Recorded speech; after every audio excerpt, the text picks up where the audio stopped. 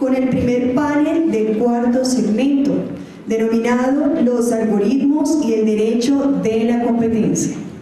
Para llevar a cabo este panel le damos la bienvenida a los siguientes panelistas. En primer lugar, la doctora Natalia Barrera Silva. Ella es abogada y especialista en Derecho de la Competencia y Libre Comercio de la Pontificia Universidad Javeriana de Bogotá. Además, es especialista en Regulación y Gestión de Telecomunicaciones y Nuevas Tecnologías de la Universidad Externado de Colombia y máster en Derecho de la Universidad de Columbia en Nueva York. Actualmente se desempeña como socia asesora de la firma Márquez Barrera Castañeda Ramírez. Bienvenida. En segundo lugar, tenemos al doctor Víctor Ayate Lemos.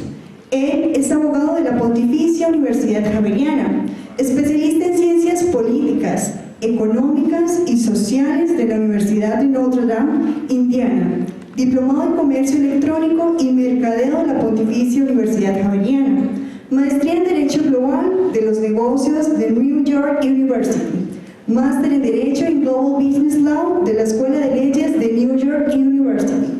Actualmente es asociado de la firma Gómez Pinzón y Abogados. Bienvenido. En tercer lugar tenemos al doctor Bernardo Maya Arroyo. Él es abogado de la Universidad San Francisco de Quito. Tiene un máster en Derecho Económico Internacional y otro máster en Derecho Internacional de la Competencia de la Universidad de Glasgow.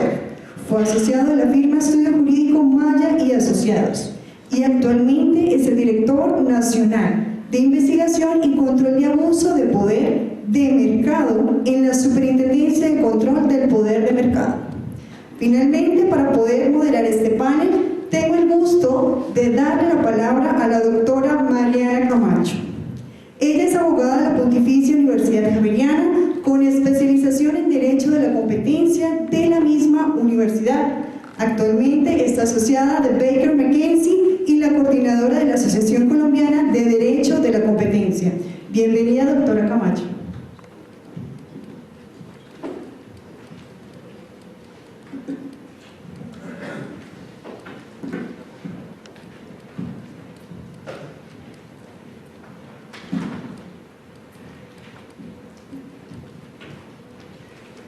Bueno, muchas gracias a todos por estar acá. Quiero empezar con agradecimientos, que sé que hemos tenido muchos, pero pues para mí es súper importante empezar con esto.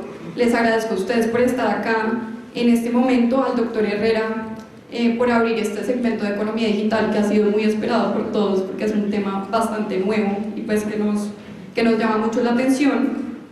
Quiero darle las gracias también al doctor Ibarra y al doctor Miranda por siempre la confianza en permitirme participar en este evento y pues obviamente en toda la organización. También pues, le doy las gracias al Comité de Economía Digital, a Víctor Ayalde, a Alejandro García de Rigard, que nos ayudó con el tema del capítulo de Cali, y pues a todos aquellos que han permitido que este evento sea como es. Especialmente quiero darle las gracias a dos personas que les pediría un aplauso, a Kelly y a Patrick, que sin ellas yo no hubiera podido organizar todo esto. Y a todas las personas que me han permitido lograr lo que hemos logrado hasta hoy acá en Cali. También le agradecemos el día de hoy a nuestros panelistas. Contamos con un super panel. A Victoria y a Natalia pues les damos las gracias además porque los dos han liderado tanto el Comité de Economía Digital como el Comité de Mujeres, entonces bienvenidos. Y también el día de hoy contamos con la presencia de Bernardo Maya, que él es director nacional de Investigaciones y de Control del Abuso del Poder del Mercado de la Superintendencia de Control del Poder del Mercado de Ecuador. Agradecemos muchísimo tu presencia y pues por supuesto va a ser muy enriquecedor en este panel. Bueno, para dar inicio ya en materia lo que vamos a hablar hoy, como ustedes saben, el panel se llama Algoritmos y Competencia, y eso suena pues para muchos como chino. Entonces en la organización de este panel, cuando estábamos discutiendo cómo llevarlo a cabo y cómo podría ser interesante para ustedes pues participar en esto, consideramos que lo mejor era iniciar con unas definiciones. El tema, como le decía el doctor Herrera, de la economía digital, pues es muy complejo, tiene muchas aristas y por supuesto hay muchas complejidades pues, que tenemos que tener en cuenta, y por eso nos pareció que lo mejor era empezar con unas definiciones. Sin más preámbulo, le voy a preguntar primero a Natalia qué se entiende por algoritmo.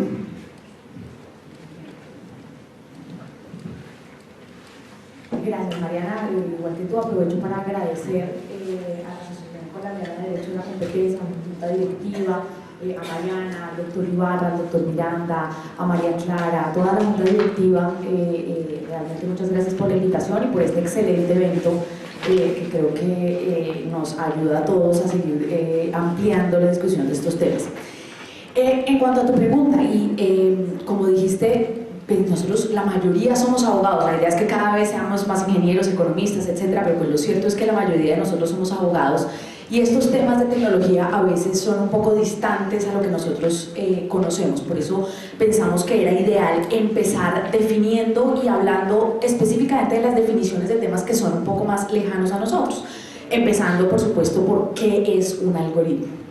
El doctor Herrera dio una excelente definición específica y yo creo que podemos decir que ese algoritmo es un conjunto organizado de instrucciones, de reglas que sirven para resolver un determinado problema. Desde una receta, ¿no? ¿Cómo hacer un ponqué sin que el ponqué se desinfle? Tenemos una receta, eso puede ser un algoritmo, hasta temas más que nos son más familiares y que todos aprendimos seguramente en el colegio, los algoritmos, por ejemplo, de multiplicación, ¿se acuerdan? Era, ¿no? ¿Cómo multiplicar 25 por 20? Entonces uno multiplica cada uno de los guarismos, hace esto y después suma, eso es un algoritmo. El algoritmo de la división, que uno pone el algo de 100 dividido 40, ¿cuántas veces cabe 40 en 100? Multiplica, eso es un algoritmo, ¿sí? Un algoritmo matemático, ¿no? Entonces, básicamente eso es algoritmo, cualquier conjunto organizado de reglas que sirve para resolver un determinado problema o situación. Desde el punto de vista de programación, entonces un algoritmo es cualquier set o conjunto de esas instrucciones escritas en modo de código, ¿no? en programación computacional que permite resolver determinados problemas. Ejemplos de esos algoritmos, yo creo que todos hemos hablado, el algoritmo de Google, el algoritmo de Waze. ¿Qué quiere decir eso? Esos son esos set de instrucciones que tiene cada uno de esas plataformas, de esos programas para resolver distintos problemas. Por ejemplo, Waze, que dice Waze de si yo estoy parada aquí, ¿cuál es la forma más rápida de ir hasta el centro? Entonces el algoritmo de Waze, después de esa serie de instrucciones para resolver ese problema, dice váyase por la séptima, coja la circunvalar, etcétera, etcétera, porque es lo más rápido. Pero el algoritmo también dice no, y como ya sabemos que a esta hora hay un gran trancón, entonces lo va a mandar más bien por la 30. Y uno dice, pero este Waze está loco, ¿no? Pero pues ese es el algoritmo. Tenemos el algoritmo de Google que dice, bueno, yo cómo voy a presentar los resultados de una determinada búsqueda. El algoritmo de domicilios.com, de Rappi, que nos puede decir, bueno, si Natalia Barrera está sentada en la 100 con 11, ¿qué es la comida que le queda más cerca y cuánto se demoraría ese rapitendero en llegar y atenderla y ella quedar más satisfecha que si la atiende el de la 116, ¿no? Eso es básicamente un algoritmo desde el punto de vista computacional y lo que ocurre hoy en día.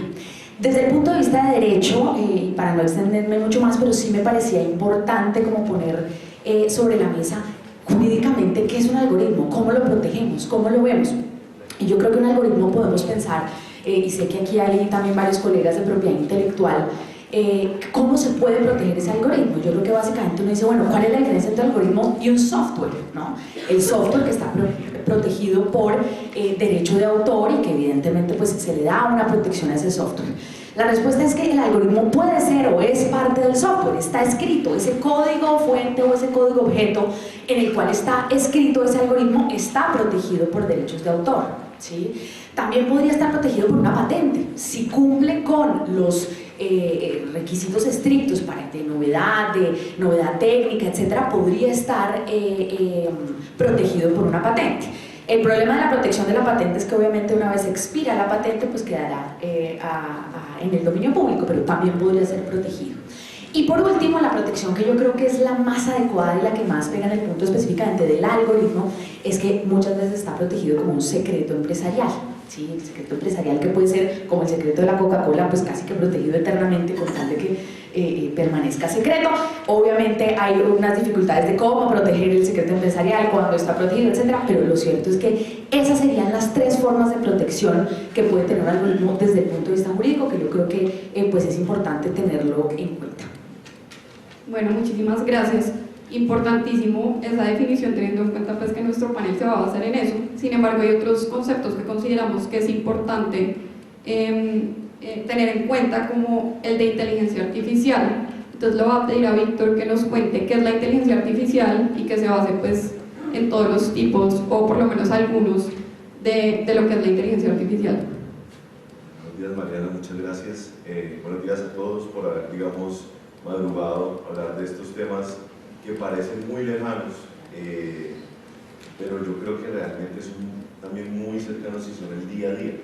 Yo creo que realmente pensar que alguien tiene una interacción con lo digital, con la tecnología de información, con la creatividad, es muy alejado. Creo que es parte de todas las empresas en todos los sectores. Yo ahí un poco me voy a basar precisamente en la aproximación que ya hizo el doctor Herrera sobre los tipos de aprendizaje que hay. Entonces, la inteligencia artificial no es otra cosa que una ciencia computacional que estudia cómo resolver problemas más complejos. Y en esa medida nosotros vemos cómo hoy en día se está hablando, y hay un libro de Andrew McAfee de MIT, donde habla que estamos en la segunda era de las máquinas. Y es cuando cambia la forma de interacción de las máquinas, que pasan de realizar tareas muy básicas de procesamiento a unas tareas un poco más complejas. Y en esa medida, un poco lo que busca la inteligencia artificial es cómo resolver tareas más complejas, para que esas tareas que hoy realizan intelectualmente las personas sean reemplazadas por las máquinas y pasemos a un siguiente nivel de relacionamiento con la tecnología. Y ahí hay una palabra que se utiliza muchísimo, que es machine learning, y ya el doctor le hablaba. Hay varios tipos de machine learning, porque finalmente la forma o la ventaja de la tecnología es eficiencia. Cuando uno mira de alguna u otra manera qué son los contratos que hace el derecho, es la internalización de una serie de asimetrías, de asunciones, de riesgos que tienen que vivirse entre las partes, pero precisamente lo que busca esta tecnología es reducir esa incertidumbre, reducir los costos de transacción y ser más eficiente y tener mayor información para la toma de decisiones. Entonces, el machine learning se puede clasificar básicamente en las tres tipologías que nos indicaba el doctor Herrera. Hay aprendizaje de alguna manera supervisado, donde tenemos un algoritmo al cual entregamos unas reglas y unos resultados que debe tener esas reglas, y se le da un grupo de información para que él aplique y verifique que esas reglas sí funcionan o no funcionan. Está el que no es supervisado, y es cuando tomamos un algoritmo y le aplicamos a un conjunto de data que está desorganizado, y entonces el algoritmo va a empezar a organizar y encontrar ciertos patrones dentro de esa data y va a empezar a identificar grupos de data. Esos son los algoritmos que se utilizan para detectar el fraude en las empresas. Cuando se le pasa toda la información contable de la empresa y empieza la computadora a decir, no me cuadra, esto no está correcto. Entonces, ahí ya no le estoy limitando la data a la cual accede para que verifique que el algoritmo y la solución sigue dando igual y que el resultado da igual, sino que lo someto a un ambiente donde la data no está controlada. Él va a identificar unos patrones y va a verificar entonces cuando el patrón no cuadra, y el software contable es una regla muy básica para eso. Y está el tercer tipo del que nos hablaba el doctor Herrera, que es el del aprendizaje reforzado, y es no solo que el algoritmo aprenda a identificar los patrones, clasifique la información, sino que aprenda a ser eficiente a través de ensayo y error y recompensa, y es no solamente usted obtuvo el resultado que esperaba, sino si lo logró de la mejor manera posible. Y ese es el famoso caso que nos mostraba de los algoritmos o computadoras que aprenden juegos como ajedrez o como Jeopardy, para decir, usted realmente hizo lo mejor que podía. Para que estas tecnologías funcionen, yo creo que tenemos que dividir tres cosas: la accesibilidad de los datos, la capacidad de procesamiento y la forma como los interpretamos. Esto no tendría las capacidades que tiene si la forma como hay datos o la espontaneidad en la que se genera data sobre la economía no estuviera presente hoy en día. Y me explico. el gran resultado de la digitalización de computadores, de uso de teléfonos móviles, de las redes sociales, es la trazabilidad que dejamos de una serie de actividades. Y claro, ahí se hablará el debate de muchos, digamos, colegas que van aquí datos personales, donde dirán hay datos personales o no, pero eso es gran parte del fundamento para que estas tecnologías sean eficientes. La capacidad de procesamiento también ya ha ido evolucionando, pero esa capacidad de procesamiento no sería nada sin la posibilidad de acceder a mucha data y a mucha información. Y aquí yo creo que me voy a volver al colegio de muchos, y uno va a teoría del conocimiento. La única forma de aprender algo es experimentando, conociendo ese tema. Y estos algoritmos de Machine Learning en cualquiera de los tres escenarios, la única forma de aprender es siendo expuestos constantemente a muchas interacciones, a mucha data, para encontrar cada vez más y ser más inteligentes. Y estando rodeado aquí de muchos abogados, pues a mí siempre me decían muchos jefes o las personas que me han formado, y es que se llama las canas. Y las canas importan, me decían, espere que usted es abogado y las canas importan, porque usted puede saberse toda la teoría, pero pues claramente la experiencia es muy importante. Para las máquinas es lo mismo, ellos requieren muchas interacciones para ellos poder, digamos, aprender y ser más eficientes. Finalmente, ahí hay un tema, y ojalá uno en el camino además alcance a tener canas y si no se quede calvo, pero ojalá uno alcance a tener las canas. Pero de todas formas por ahí sale, se está viendo por ahí. Pero de alguna manera también está el deep learning, y ya el deep learning, que yo también hay un tema, digamos, de temor hacia eso, es una ciencia que lo que ya busca replicar es un pensamiento neuronal de cómo funciona el cerebro para responder a preguntas mucho más complejas, y la mejor forma de yo definirlo es casi que filosóficas. Y es el ensayo de cuando le preguntan a Siri cuál es el significado de la vida, qué debería hacer yo, y eso es la que ya busca Deep Learning, que son preguntas mucho más filosóficas, que no son tareas mecánicas, porque finalmente aprender conocimiento y replicarlo y aprender a jugar ajedrez es simplemente un tema de interacción, pero resolver preguntas abstractas ya es un tema de deep mind, de soluciones totalmente complejas, y es el último paso que tenemos en materia de machine learning. Muchas gracias. El último concepto, y es uno que se oye muchísimo, es el concepto de Big Data. La idea, pues como les decía, es que podamos cerrar este capítulo de definiciones para ahondar en los issues como más importantes de este tema. Entonces, para esto, pues le voy a dar la palabra a Bernardo para que nos diga qué es Big Data. Buenos días con todos, muchas gracias Mariana. Primero que nada quiero extender mi agradecimiento a la asociación y a todas las personas aquí presentes por la generosidad y la forma en la que me han tratado. Me siento honrado de ser parte de este panel y en general de participar en este evento en el que he visto gente tan preparada y tan conocedora de la materia. Volviendo al tema de los algoritmos, creo que como bien dices tú, Mariana, el Big Data es el ingrediente que falta para entender cómo funcionan estos algoritmos. Pues los principales ingredientes son, por un lado, la inteligencia artificial, que como nos explica Víctor, es lo que ayuda a procesar toda esta información y es lo que ayuda de alguna forma a dar este tipo de respuestas que nosotros buscamos cuando vamos a Google, cuando vamos a Uber, cuando utilizamos todo este tipo de aplicaciones, ¿no?, para solucionar nuestra vida. Pero este tipo de inteligencia artificial, este tipo de programas no pueden llegar a donde nos llevan sin la Big Data. Porque la Big Data, como bien nos menciona Víctor, es lo que le da las ganas, lo que le da el conocimiento a los algoritmos de la inteligencia artificial. La Big Data es un fenómeno relativamente nuevo que ha sido posible debido al crecimiento en la utilización de la tecnología y del Internet. Se caracteriza principalmente por las tres Vs, las tres Vs, como quien dice. La primera es el volumen, la cantidad de información que se almacena hoy en día. Si nosotros replicaríamos esta información físicamente, sería inimaginable la cantidad de espacio que necesitaríamos para replicar físicamente la información que plataformas como Google, Facebook o Apple almacenan. Por el otro lado, la velocidad. La tecnología y el Internet hacen posible que cada segundo se recopile muchísima información y se recopile de forma instantánea. Es decir, una operación que se realiza en China, Japón, cualquier lugar de África, Sudamérica, en menos de un segundo está centralizado en una misma base de datos. Y finalmente es la variedad.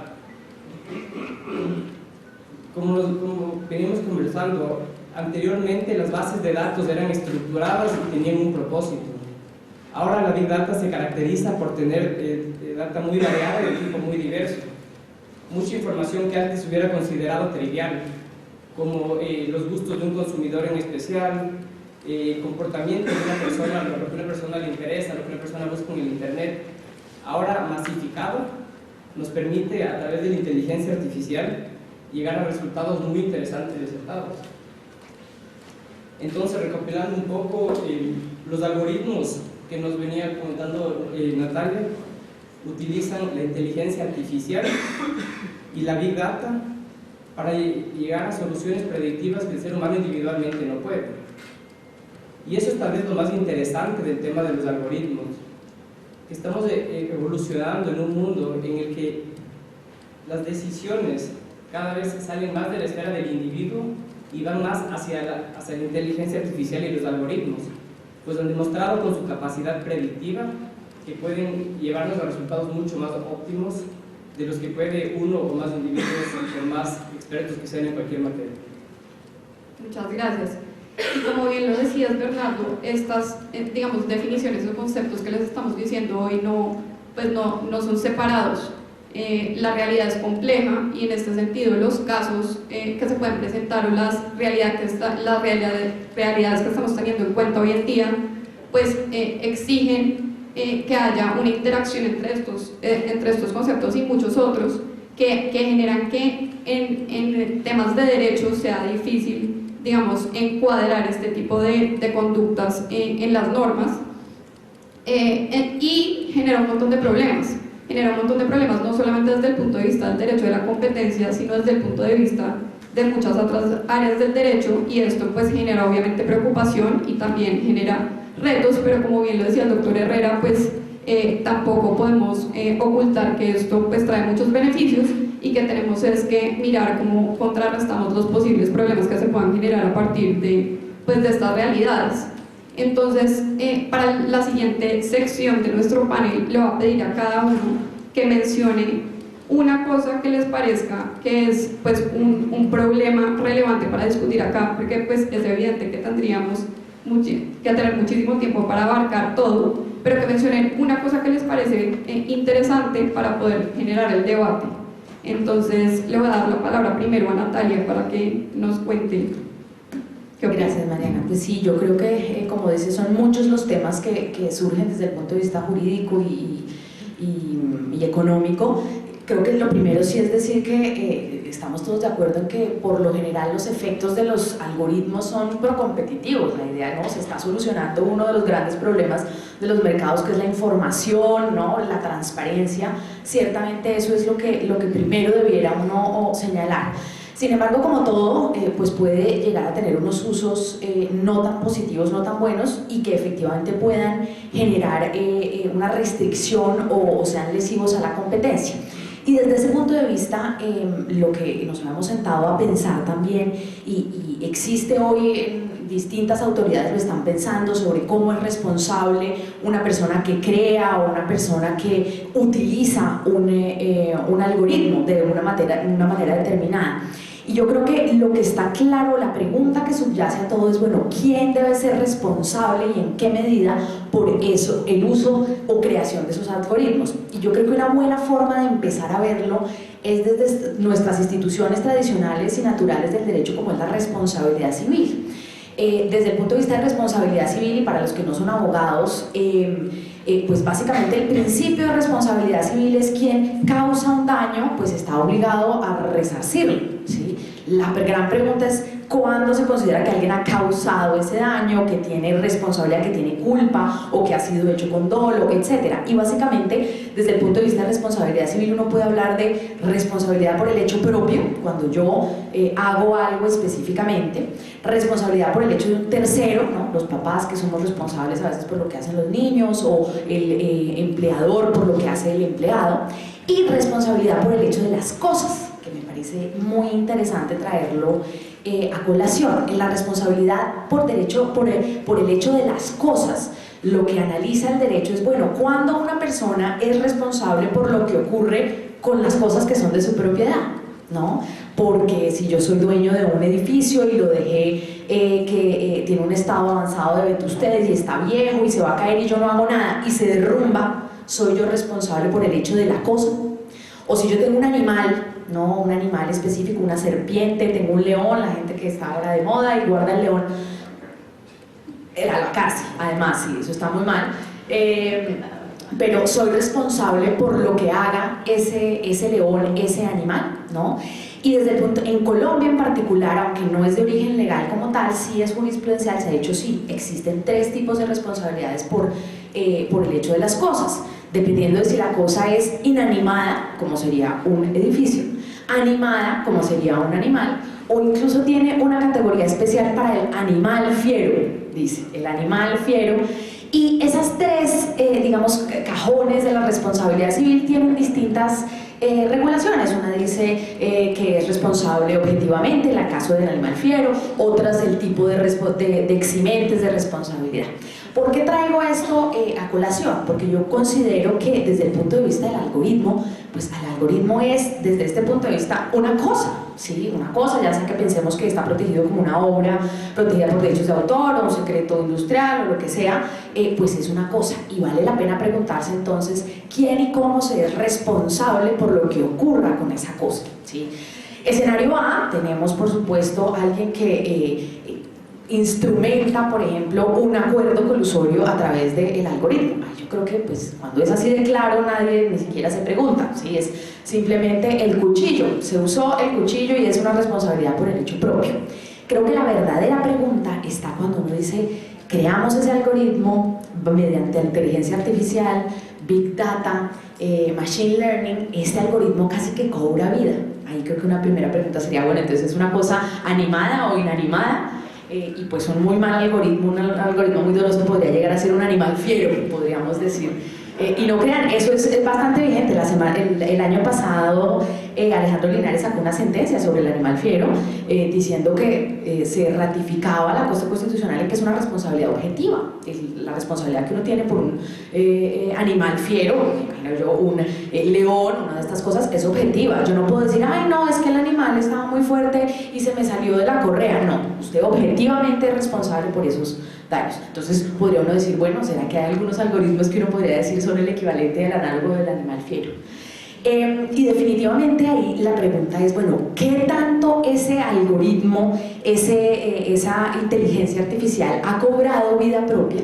¿Y a quién se le puede atribuir esa responsabilidad? Al que lo creó, ¿no? Al creador, a los desarrolladores que permitieron de esa forma que existiera un algoritmo que no solo comparara los precios, sino que de alguna forma fuera subiendo los precios coordinadamente, pero sin hablarse nadie, por ejemplo. Creo que eso sería una buena pregunta. O el que lo usa inadecuadamente y simplemente le alimenta información que le permite al algoritmo hacer esto. Les cuento que internacionalmente hay ya muchos papers también que analizan, bueno, ¿será que el algoritmo tiene que tener personalidad propia? Una personalidad jurídica, así como dijimos en algún momento las personas jurídicas, las personas morales son un centro de imputación de derechos y obligaciones. ¿Será que un algoritmo o una inteligencia artificial debiera tener esa personalidad? Al principio uno dice, no, pero ¿cómo así? Dice, bueno, pero ese algoritmo puede tener un patrimonio, porque seguramente podrá uno decir que tiene unos ingresos asociados a su casa matriz, a lo que sea.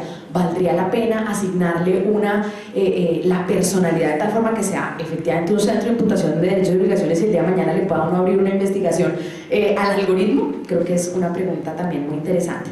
Entonces, desde ese punto de vista, creo que vale la pena empezar a hacer ese tipo de preguntas. De lo que yo he hablado con otros ingenieros, esta inteligencia artificial que sola empieza a crear precios monopólicos, creo que estamos lejos de llegar a eso. Me decía, no era la teoría, el algoritmo cuántico, era lo que me decían.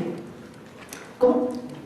Computación cuántica. Estamos un poco más lejos, pero pues ciertamente es lo que va a pasar. Creo que es innegable y creo que hay que empezar a pensar desde el punto de vista de responsabilidad civil. Bueno, esto es una responsabilidad objetiva, es subjetiva, y en qué nivel debe tener culpabilidad el que usa y el que crea el algoritmo.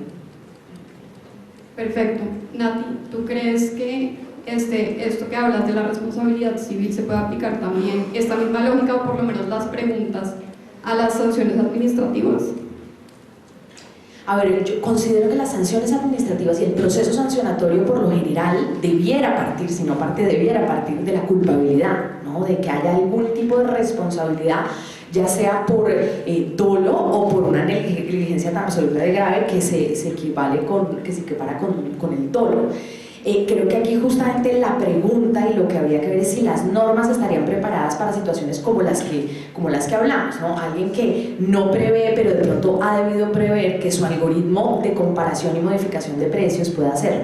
Y ahí la pregunta sería, ¿existe un deber de monitorear o un deber de compliance, de limitar los algoritmos, por ejemplo, creados in-house, para que no vayan a hacer ese tipo de cosas? Creo que esa sería la pregunta. Entonces, definitivamente creo que sí es algo que uno se debe preguntar, y ciertamente lo que uno no debiera encontrar es que hay una responsabilidad objetiva.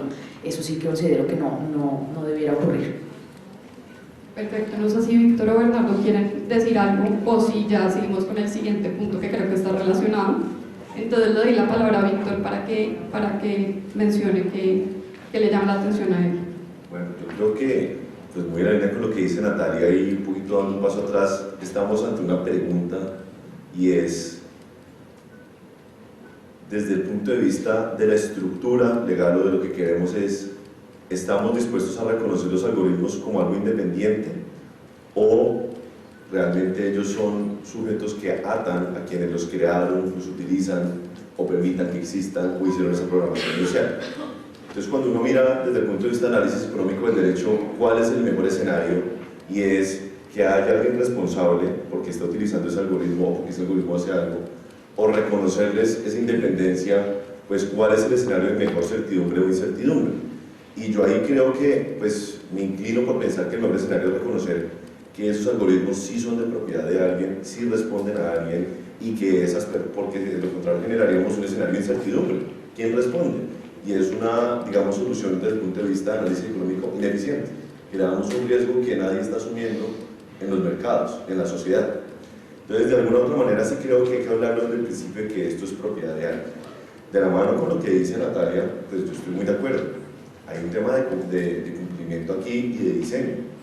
Aprovechando que hay muchas personas aquí familiarizadas con el tema de datos personales, o las empresas que se han visto forzadas, digamos, a implementar sus programas de datos personales, creo que han oído del término privacy by design, y es cómo desde el punto de vista tecnológico, desde el punto de vista de los procesos de la empresa, yo los diseño para que respeten la privacidad de las personas.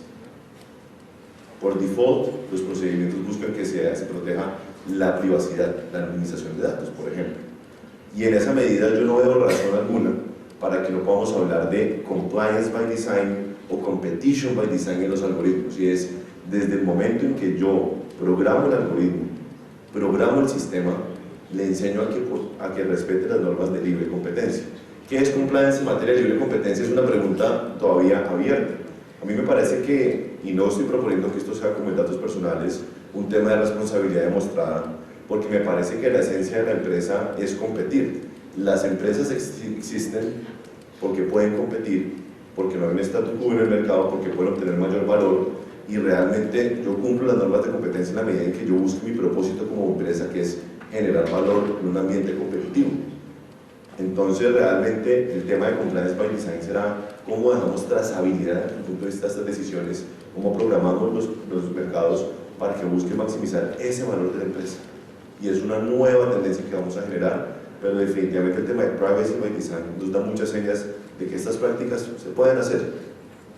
Pero volviendo al tema de la propiedad, sí me veo con mucha preocupación que estamos tendiendo a mirar estos problemas muy ad hoc, y es porque es que este algoritmo en particular, este caso en particular, y a partir de ahí estamos empezando a estructurar decisiones generales para el mercado.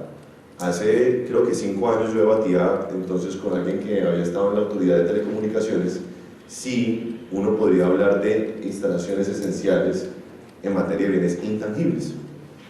Y de alguna manera yo creo que ese debate ya nos llegó la hora. No sé si saben, pero la semana pasada la Autoridad de Holanda condicionó la integración de 2 plataformas educacionales y el condicionamiento consiste en permitir acceso igual y no discriminatorio a la plataforma para que los competidores puedan entrar a la plataforma. La teoría de instalaciones esenciales traídas a un programa de computación. Es la primera vez que ya ocurre, pero ya pasó. Y ahí yo no puedo evitar teniendo además aquí a Natalia al lado pensar en, pero si esto es un secreto empresarial, porque hay que distinguir data no procesada de procesada, y los datos no procesados, yo sí estoy muy en desacuerdo con The Economist, no me parece que eso es muy obvio, porque la data no procesada es un bien que no es rival y no es excluyente. Su uso no se limita o se desorganiza porque alguien más lo use, porque lo procesa con otro algoritmo, de otra manera para obtener otro resultado. Y las bases de datos procesadas son ya mis secretos y estamos en el core o en la esencia de qué es la propiedad industrial y qué es lo que buscan. Y es que si empezamos a obligar a compartir los secretos empresariales, ¿no será que estamos generando un chilling effect of the competition? Porque estamos limitando la innovación. Porque si hoy obligamos a compartir esta plataforma, ¿cómo hacemos para aplicar a esa decisión en un caso de un nuevo entrante? Imagínense el caso de un nuevo entrante que tenga una tecnología y entonces, como se considera una instalación esencial, se lo obliga a compartir. O alguien nunca más va a volver a desarrollar estas tecnologías porque las van a obligar a compartir a largo plazo. Y localmente también hay un tema que está preocupando y está sonando en el sector de energía y electricidad. No sé si saben, pero salió la resolución 080-2019, que es las reglas de comportamiento generales en el mercado de energía y electricidad, habla de bienes esenciales intangibles y tangibles, y dentro de los intangibles hay una definición abierta que podría obligar a compartir bases de datos y conocimientos, y es una obligación regulatoria que ya existe en manos de la red en Colombia. Entonces sí me parece que cuando estamos haciendo ese análisis del tema de propiedad, sí me parece que tenemos que ir a la esencia del sistema de propiedad intelectual, porque creo que hay muchísimos papers, y ahí sí yo no me atrevería a entrar más, porque estoy además aquí con Natalia, pero realmente creo que está muy debatido y muy decantado los beneficios en innovación y eficiencia que tienen esas protecciones. Entonces simplemente quería poner que un tema que me preocupa mucho es que obliguemos a compartir informaciones. Hay unos casos ad hoc y no pensemos que realmente lo que hoy parecen las Big Tech, como se les ha denominado, unos casos excepcionales, son la regla general de la economía. ¿Quién me dice que una empresa de químicos no tiene algoritmos?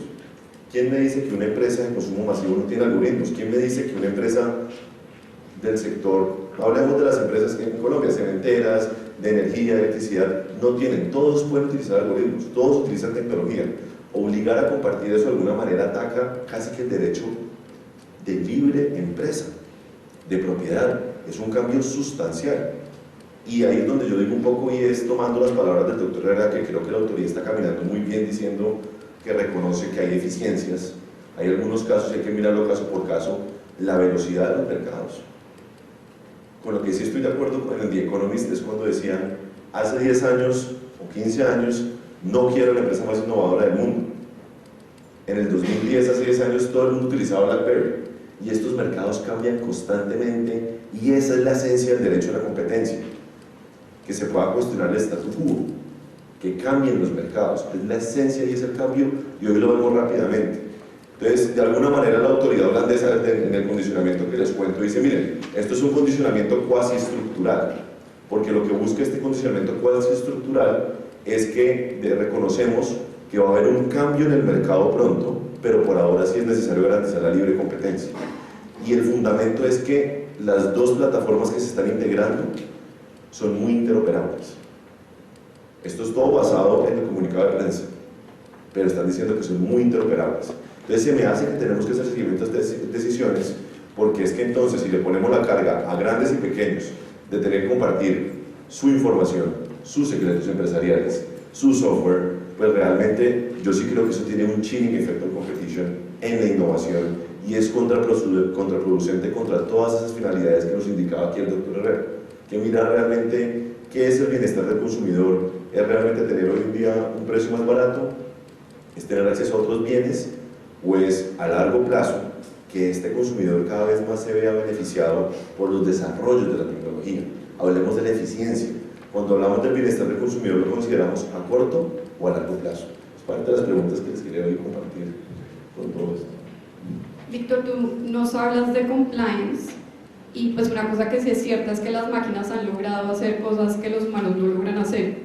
Entonces, ¿quién tendría que hacer ese compliance? ¿Qué opinas de lo que nos mencionó ayer Miguel del tema de desarrollar algoritmos que controlen algoritmos? Nos va a tocar hacer en algún momento un mundo paralelo de máquinas. ¿Cuál es tu opinión frente a ese tema? Yo simplemente reitero que me parece que el compliance en materia de libre competencia no debe seguir las reglas de responsabilidad demostrada, porque me parece que eso hay que hacer un análisis de el costo que estamos imponiendo en las empresas versus el riesgo que estamos, digamos, aminorando y el riesgo que se genera para la sociedad. Y en materia de libre competencia yo creo que es que me parece que los algoritmos al revés aumentan la posibilidad de hacer enforcement y del cumplimiento de las normas de competencia porque hay más trazabilidad. Cuando uno mira la mayoría de los casos de libre competencia es: he encontrado algunos elementos en el mercado, pruébeme que usted no actuó en contra de normas de libre competencia. Y entonces las empresas empiezan a decir: ¿y yo cómo hago para acordarme? ¿Yo por qué hice esto? ¿Cómo de lo otro? Pero los algoritmos brindan más transparencia porque todo es trazable. La data que utilicé, cómo llegué a esa decisión, está fundamental el algoritmo. No creo que deban haber algoritmos según los otros algoritmos, sino en la propia programación de los algoritmos. Tiene que estar inherente, beneficiar a la empresa sin entrar en juegos cooperativos con los demás competidores. Y ahí muy importante lo que mencionaban ayer, creo que era el doctor Palacios, y es: ahora damos el derecho a la competencia de estar abierto a los economistas, pero vamos a tener que abrirlo a los programadores, que los programadores nos digan esto realmente cómo estaba programado, si había un compliance by design, si había un competition by design. Vamos a tener que entrar a mirar eso sin perjuicio de otras circunstancias de los mercados, pero estamos abriéndonos a eso.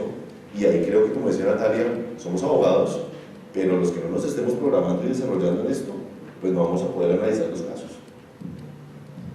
Sin duda, esto no solamente genera unos retos a las empresas, que es lo que venimos hablando, sino también a las autoridades. Entonces, ¿quieres complementar? Un poco complementar lo que dices o responder a lo que cuentas del caso de Holanda. Y creo que sí es gravísimo desde el punto de vista de secretos industriales. El valor de un secreto es que sea secreto. Si cuando alguien pierde ese carácter, algo pierde ese carácter, pues pierde todo su valor. Y en esa medida estamos hablando casi de una expropiación. O sea, una cosa es que yo tenga que compartir una infraestructura de red, ¿sí? Que al contrario no me quita valor, digamos que lo que me está haciendo es que me está dando, yo estoy cobrando un cargo por eso. Cuando a mí me obligan a revelar o digamos a compartir mis datos agregados, por ejemplo, le obligaran a Netflix a compartir todo ese, yo digo, uy, qué información tan interesante debe tener Netflix, ¿no? De qué es lo que le gusta a la gente, de pues claro, ese es todo el valor que tiene Netflix, que cuando entra Natalia Barrera sepa exactamente que le gusta la chick flick de no sé qué, que es con tal actriz, ¿no? Eso es lo que es el valor agregado. Luego, obligar a compartir un secreto industrial particularmente, porque uno dice desde el punto de vista de software, estrictamente uno podría, bueno, eso es como una red, digamos que el software se licencia, no tiene tanto problema, pero cuando es un secreto industrial, pues ya perdería todo su valor y yo creo que sí estaríamos hablando casi de una expropiación. Ok, Bernardo, ¿qué opinas desde el punto de vista de la autoridad, que como mencionaba también, pues tiene muchos retos en este tema? Bueno, retomando un poco también lo que venían diciendo mis compañeros del panel, y justamente que quería topar este último tema, que es el tema del acceso a una infraestructura esencial. Creo que como autoridad de competencia hay que proceder con mucho cuidado, porque si bien por un lado se ha demostrado que existen infraestructuras que son necesarias y que es la única forma en la que se puede garantizar que exista competencia en un mercado, por el otro lado, cuando estamos hablando de algoritmos, estamos hablando del secreto, de la base de un negocio, especialmente cuando hablamos de algoritmos de precios. Permitir que los competidores accedan al mismo algoritmo de precios básicamente es una invitación a la coordinación, porque estamos permitiendo que los competidores accedan a la información que dice cómo va a poner los precios y cómo se va a comportar su competencia. Por otro lado, como decía Natalia, también es importante como autoridad de competencia garantizar que exista una intención para innovar. Si nosotros damos el mensaje de que cuando alguien innove y se convierte en una empresa, por decirlo, monopólica o cuasi monopólica, siempre vamos a dar acceso a sus competidores, reducimos el incentivo, y eso tampoco es algo que dinámicamente va a ser bueno para los competidores. Quería también retomar el tema del compliance por diseño, porque me parece que tal vez ahora es el approach más atractivo que tienen desde la perspectiva de las empresas. Revisar que el algoritmo esté programado de una forma en la que no esté diseñada para coludir. Pero también hay que tomar en cuenta hacia dónde está yendo la inteligencia artificial y el deep learning, puesto que el deep learning, por esencia, excede las instrucciones de la persona que la programó. Entonces, puede que inicialmente las instrucciones hubieran sido competir y maximizar ganancias, pero eventualmente el algoritmo de deep learning puede aprender del mercado y puede darse cuenta que la estrategia que más le conviene a la empresa para maximizar ganancias va a ser coludir.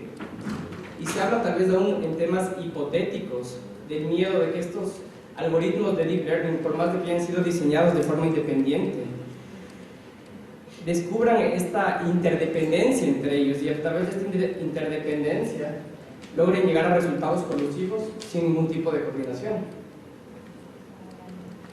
Y en eso es interesante ver dónde estamos en el derecho de la competencia, porque siento que los algoritmos de alguna forma están abriendo las heridas más grandes que tiene el derecho de la competencia a nivel mundial.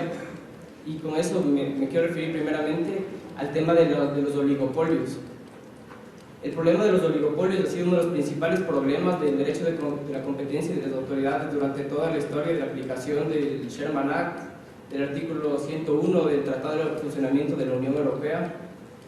Ahora se discute mucho en la doctrina la forma en la que estos algoritmos van a incrementar la transparencia en el mercado, van a facilitar el monitoreo de un competidor al otro y mecanismos de castigo, por decirlo de alguna forma, que harían que la coordinación y un equilibrio en el que el precio esté por encima del costo marginal sea mucho más factible en escenarios en los que antes no se esperaba. Eso por un lado, y por otro lado es el tema de la discriminación de precios.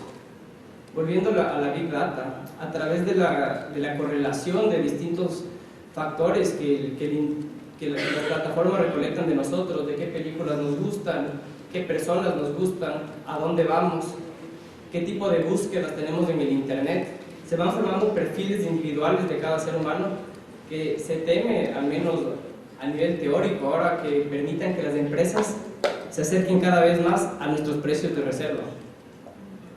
Y eso es otro desafío desde la perspectiva del derecho de la competencia, porque tenemos que tener claro cuáles son los principales objetivos de la autoridad. Si lo que buscamos es evitar que las empresas tomen todo el excedente del consumidor para ellas, o si lo que buscamos es maximizar la eficiencia económica. Pues este es un debate que no ha sido para nada pacífico y se discute caso por caso a nivel mundial. Bueno, no tenemos mucho tiempo, es un tema muy interesante, pero no nos queda mucho tiempo. Les voy a hacer una pregunta a todos para que la respondan y pues con eso terminamos. Si tienen pues preguntas también, vamos a dar un tiempito para preguntas. Entonces la pregunta es, ¿cómo encuadrar todo esto que estamos hablando con las normas? Porque pues, o sea, tenemos unas normas de un catálogo de conductas, digamos, como que venimos hablando pues, desde el día de ayer. La pregunta es si ustedes consideran que esto se puede encuadrar y buscar la forma de encuadrarlo, o si creen que es necesario cambiar las normas para poder tener en cuenta estas nuevas realidades. No sé quién quiere empezar. Natalia. Gracias, Mariana. Yo creo que en este momento no es necesario cambiar nada. Yo consideraría que las normas, pues tanto en Colombia, yo diría que a nivel internacional están perfectamente equipadas para lidiar con casos claros en los que el algoritmo simplemente es un instrumento. Creo que ahí la dificultad es más técnica, probatoria, ¿no? Estar rodeado de muy buenos ingenieros, gente experta que conozca y que le pueda decir a uno, sí, este algoritmo hace X y Y, que eso es lo que creo que es la dificultad, pero pensaría que las normas en estricto sentido no. Futurista, a nivel futurista creo que sí va a valer la pena, tendrá que haber alguna modificación o algún análisis sobre temas de responsabilidad, sobre la inteligencia artificial debe tener o no debe tener una personalidad jurídica. Creo que va a ir por ese lado cualquier cambio que vaya a haber en el futuro. Yo pues estoy de acuerdo en que no hay que hacer una modificación en este momento al catálogo de conductas. Sin embargo, sí me parece que hay que caminar en la dirección que nos contaba ayer Cristian Catono, y es la cooperación, porque finalmente pues, los mercados en estos espacios tecnológicos trascienden siempre las fronteras. Y en esa medida me preocupa mucho que el análisis que se haga se limite porque las autoridades pues tienen una jurisdicción limitada a su ámbito nacional, pero nosotros pues, y la autoridad de competencia ya ha reconocido la existencia de mercados globales, analizan los efectos en Colombia, pero reconocen estos mercados globales y de alguna manera como la definición del mercado relevante, en mi opinión, sí es el marco de análisis para saber si esta conducta fue significativa, si es antijurídica porque afectó el mercado, pues tenemos que mirar todos esos indicios en conjunto. Entonces, me preocuparía que una autoridad, desafortunadamente por problemas en la coordinación o cooperación con otras autoridades, no tuviera la información de todos los participantes en el mercado, de todo el mercado, para poder tomar una decisión. Entonces, me parece que hay que caminar mucho en ese sentido de que las autoridades reconozcan esa competencia, porque, por definición, un mercado digital o un mercado donde los comparadores de precios que mencionaban ahora, o los mercados, digamos, de los marketplaces, tienden a traspasar las fronteras inherentemente, porque así lo son. Entonces, de pronto un examen limitado o sesgado a un país podría dar resultados que no fueran los correctos. Entonces, no hablaría de una reforma del catálogo de conductas, más bien de profundizar esa cooperación para poder entender realmente cuál es la dimensión del mercado, de los agentes que concurren en el mercado y la dinámica de competencia que se presenta en el mismo. Natalia, No, acabo de caer en cuenta de algo que creo que en Colombia no, pero es muy posible que en muchos países sí exista todavía una prohibición o que se considere que los acuerdos de precios son anticompetitivos per se.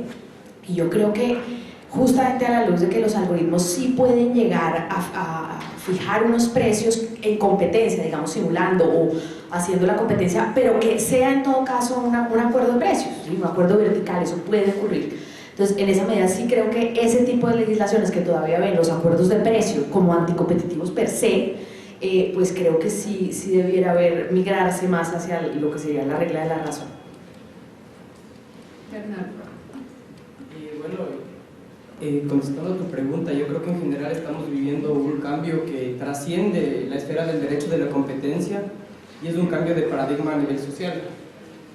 Nuestro sistema político, sistema económico, todo se basa en la voluntad y la decisión del individuo. Y en un mundo en el que poco a poco estamos migrando de la decisión del individuo hacia la decisión del algoritmo, yo creo que en general el derecho va a tener que cambiar. No solamente el derecho de competencia, sino toda la normativa. Pero aterrizando al derecho de la competencia, creo que en un primer plano, más importante que reformar las conductas de forma sustantiva a través del legislativo, es reformar la forma en la que nosotros actuamos como autoridad, adaptando esta tecnología, no solamente teniendo esta tecnología, sino adaptándola para nuestra conveniencia, utilizando la Big Data y los algoritmos para detectar prácticas y carteles y otro tipo de prácticas que necesitemos. En un futuro creo que tal vez sí debamos reformar en general, como digo, casi todas las esferas del derecho, incluyendo el derecho de la competencia, pero actualmente es eso, tenemos que utilizar a los algoritmos y a la Big Data como una herramienta a nuestro favor, y como decía Natalia, también tenemos que a veces ver si aplicamos los viejos estándares a las nuevas conductas, y el caso más claro de eso creo que es el caso de las plataformas. El caso de Uber, que en Nueva York ya se había iniciado una class action, que por cierto no prosperó por un tema arbitral, pero no se descartó la hipótesis de que este tipo de plataformas a través de acuerdos verticales consistan en una colusión con dimensión horizontal. Pero más allá de eso, si nosotros aplicamos los viejos estándares, que es darle una sanción per se o por objeto, dependiendo del tipo de ley que estemos aplicando, podemos estar privándole a la ciudadanía o evitando que se den un tipo de esquemas y sistemas que en general pueden ser pro-competitivos y generar ventajas para la sociedad y el consumidor. Muchas gracias. No sé si alguien tiene una pregunta.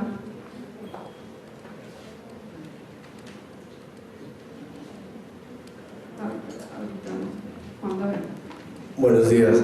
Mi pregunta va principalmente dirigida a Bernardo, pero si alguien más quiere responderle, bienvenido. Y es esa duda de la extracción del excedente del consumidor, ¿hasta qué punto es válida o hasta qué punto el derecho a la competencia debería meterse en este aspecto, dado que si el consumidor está dispuesto a pagar, sería como una libre decisión entre las partes de acordar cuánto pagar y no una intromisión del Estado decir cuánto debe cobrarse por algo? Entonces, ¿por qué debería el derecho a la competencia preocuparse por el excedente del consumidor si es la disponibilidad a pagar de él? Bueno, respondiendo a tu pregunta, primeramente como una autoridad yo creo que nuestro deber no es el deber ser de la norma, sino aplicar lo que nos dice el legislador, ¿no? Y si el legislador nos pide que orientemos la aplicación del derecho de la competencia hacia la protección del bienestar del consumidor, pues esa es la aplicación que la autoridad tiene que darle. Pero por otra parte, si como es en el caso ecuatoriano, las conductas unilaterales están diseñadas para proteger la eficiencia y el bienestar general, creo que es otra la aplicación que se le debe dar. Y volviendo a tu pregunta, ya más al deber ser y desde una opinión personal, hay muchos quienes ven al derecho de la competencia como un mecanismo para evitar la desigualdad y para evitar, según dicen, que la riqueza se traspase desde los consumidores hacia los productores.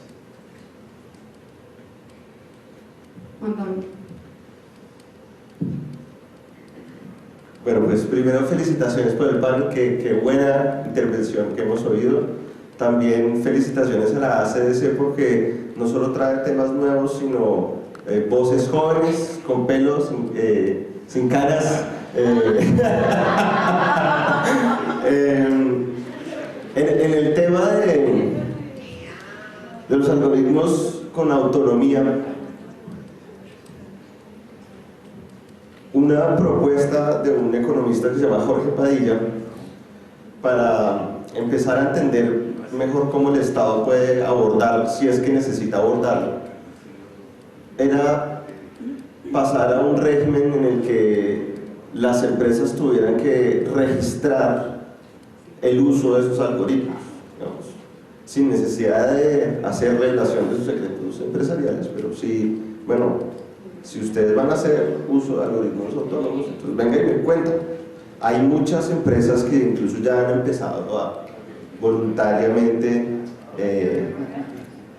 informar que están haciendo sus documentos. Por ejemplo, una compañía grande, Shell. Ustedes busquen por Google y verán que Shell ya lo cuenta.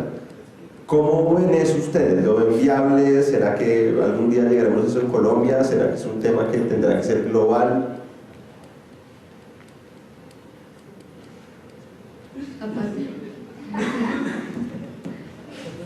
Muy interesante. Yo creo que mi primera reacción es evitar todo lo que sea regulación, registro, obligación de estar regulado. Creería uno que eso debiera ser el mismo mercado quien solucione eso. Si efectivamente es más competitivo yo revelar que tengo un algoritmo autónomo, pues creo que debiera hacerse. Ya desde el punto de vista de responsabilidad, en el momento en el que ese algoritmo autónomo infringiera alguna norma, etcétera, pues creo que en ese momento la defensa debiera ser, miren, no fui yo tomé todas las medidas que tenía, que podía, pero ese algoritmo se me salió de control, ese niño se me escapó de la casa, ¿sí? Creo que sería, pero sí tiendo a ser más pro no registro, no obligaciones de ese estilo, como por ejemplo ocurre hoy en día con el tema de datos personales, ¿no? Que creo que es un poco lo que se propondría. Dígame que yo tengo unas bases de datos, no me diga cuáles, ni etcétera, o no me diga su contenido, pero sí dígame que las tiene. Yo creo que eso es excesivo y yo creo que innecesario. Realmente creo que generaría más carga que beneficio de lo que podría generar. Creo que había otra pregunta. Carlos Pablo.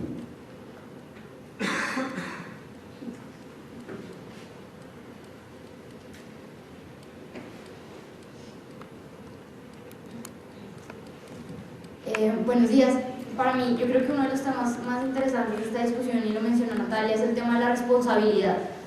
Y quería preguntarles para ustedes, más allá de cuál es el status quo en este momento, ¿cuál sería su recomendación para el tema de responsabilidad particularmente teniendo en cuenta los algoritmos que involucran Big Data, porque más allá de que el algoritmo logre, digamos que recopilar información y llegar a conclusiones con información, acá un gran punto va a ser qué uso se le va a dar a esa información y si yo a partir de esa información puedo derivar en una ventaja anticompetitiva o en algo por el estilo. Y esto es aún más relevante cuando no soy yo quien usa el algoritmo, yo dueño del algoritmo, sino cuando es un tercero en virtud de un licenciamiento o algo por el estilo.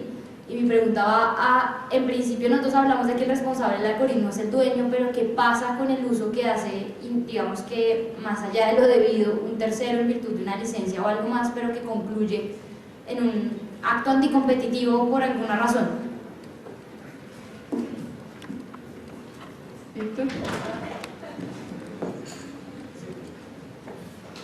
Pues mira, yo ahí me voy 2 pasos atrás y lo que te decía ahí es, cuando uno lo mira y da un paso atrás y es qué es la solución más eficiente para el sistema y qué es lo que debe buscar el derecho es no generar incertidumbre en el mercado. Y vamos a reconocer que entonces que registrándolo o no registrándolo ya el algoritmo aprende solo, igual eso vino de alguien que lo utilizó. Y es la teoría de que quien genera un riesgo y tiene una ventaja, pues debe responder por lo que ocurre a raíz de ese riesgo que genera en la sociedad, si es que se genera un riesgo con eso, y debe responder. Y yo sí creo, y ahí hago un paréntesis, es que si me reconocen el derecho de propiedad, porque yo respondo por eso, tiene que ser completo. Y reitero que no estoy de acuerdo en que me obliguen a compartir mis secretos empresariales y mi propiedad intelectual, porque me parece que eso atenta contra el lucro. Yo no puedo ser dueño para la responsabilidad, pero para las ventajas pues soy menos dueño. O sea, si yo soy dueño, soy propietario.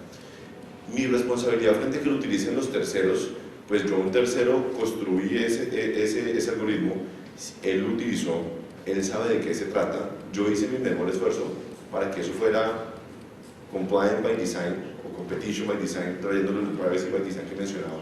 Pero si la otra persona cómo lo utilice y si le cambia la modificación y hace todo demás, pues él será responsable. Que él utilizó un algoritmo mío que resultaba que tenía un efecto colusivo, pues yo creo que ahí habrá que mirar 2 temas de responsabilidad. La responsabilidad entre las partes, pues de todas formas, él como comerciante tiene un deber de información y tiene que saber de qué es lo que está contratando, deber secundario de conducta. En esa medida también tendrá responsabilidad frente al régimen y entre las partes pues tendrá que tener un litigio personalizado. Pero yo sí creo que el escenario tiende a generar un responsable. No soy muy partidario de decir que es que van a haber algoritmos y los vamos a reconocer como individuos de sujetos de derechos y obligaciones y responderán, porque creo que es una solución ineficiente. Al final del día, todas las personas que son aquí grandes abogados litigantes, grandes abogados que han adelantado investigaciones o han defendido investigaciones, se dan cuenta que los casos en realidad se deciden en las personas y quiénes están, y en la responsabilidad de la empresa y evitar el riesgo moral. Tú miras, por ejemplo, las normas de libre competencia cuando dicen que a las personas naturales no se les puede pagar las multas, están buscando eso, promover la cultura de competencia en las empresas y en las personas, y creo que hay que seguir esos lineamientos. Yo creo que es importante traer, o me parece interesante traer unos conceptos que existen en Estados Unidos sobre responsabilidad de tercero, por el hecho de un tercero, que sería la responsabilidad secundaria o vicaria o de contribución, contributory liability, y que básicamente mira si esa persona tuvo conocimiento o tiene algún beneficio de eso que está generando, por ejemplo, en este caso el algoritmo. Esto es sobre todo unos conceptos que se usan en propiedad intelectual, ¿no? Cuando si yo soy responsable por lo que ocurre en mi plataforma, pues, por la infracción de derechos que existe en mi plataforma, por ejemplo, creo que acá sería algo como análogo, y yo creo que uno podría decir, bueno, ese propietario o ese creador conoce de la posibilidad de ese algoritmo de generar esos daños o esas conductas anticompetitivas, uno, y se beneficia de esas conductas anticompetitivas. Si la respuesta es sí, pues muy posiblemente deberá crearse un entorno de responsabilidad en el que efectivamente pues esa persona tenga entonces un deber, si se beneficia y conoce, pues de modificar o hacer algo con el algoritmo. Bueno, se nos acabó el tiempo, pero pues muchas gracias.